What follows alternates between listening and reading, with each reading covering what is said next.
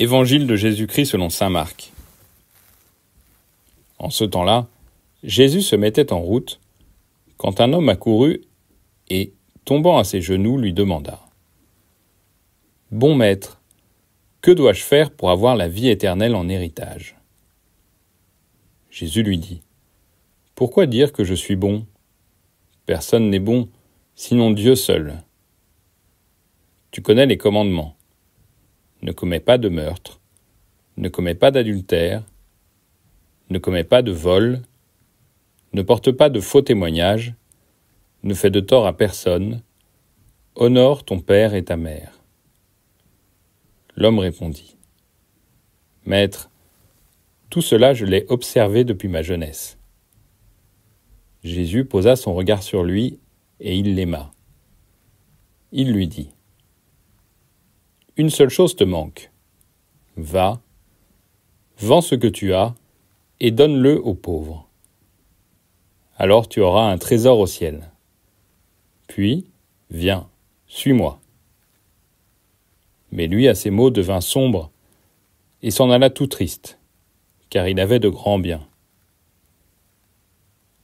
Alors Jésus regarda autour de lui et dit à ses disciples : « Comme il sera difficile à ceux qui possèdent des richesses d'entrer dans le royaume de Dieu. » Les disciples étaient stupéfaits de ces paroles.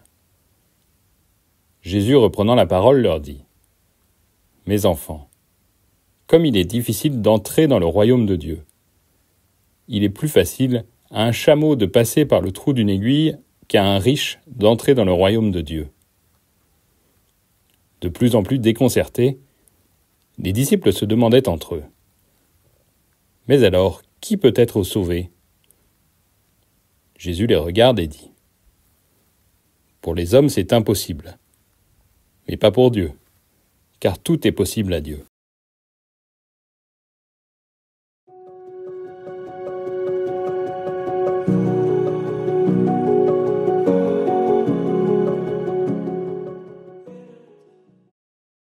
L'évangile d'aujourd'hui nous fait entendre les paroles exigeantes de Jésus, non seulement pour cet homme, mais aussi pour les disciples. Nous entendons les réactions provoquées dans les deux cas. L'homme s'en va sombre et triste, les disciples sont stupéfaits des paroles de Jésus. Dans les deux cas, il y a eu une réaction forte qui a provoqué des sentiments et des questions, et peut-être des décisions, ou au moins des prises de conscience. La provocation de Jésus n'est pas restée sans réaction. C'est particulièrement intéressant à noter pour cette question qui nous concerne tous, chacun à notre niveau. Tous, nous avons des richesses, plus ou moins grandes, et tous, nous avons la tentation de nous attacher à ces richesses, et nous peinons à rester libres par rapport à elles. Le danger serait de ne plus nous laisser interpeller par les paroles de Jésus, et peut-être de croire que nous ne serions pas concernés. Acceptons alors aujourd'hui d'entendre pour nous-mêmes ces paroles, et de vivre avec exigence l'appel que Jésus nous adresse aujourd'hui, dans la situation particulière où nous sommes.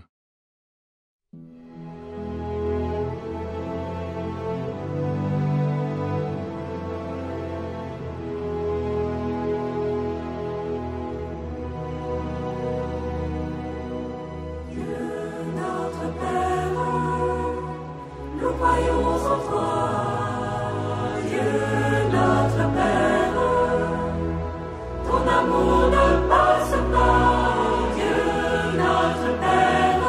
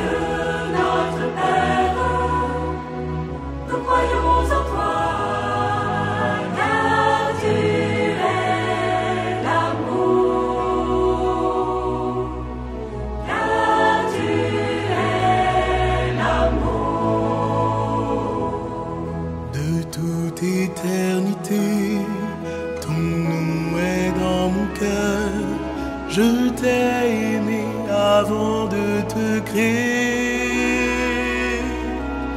Toute la création, je l'ai voulu pour toi, que sa beauté soit ta joie et que tu m'aimes. Notre Père, nous croyons en toi. Dieu notre Père, ton amour ne passe pas. Dieu notre Père, nous croyons en toi. Car tu es l'amour. Car tu es l'amour. Mon Dieu, tu es si grand, sans fin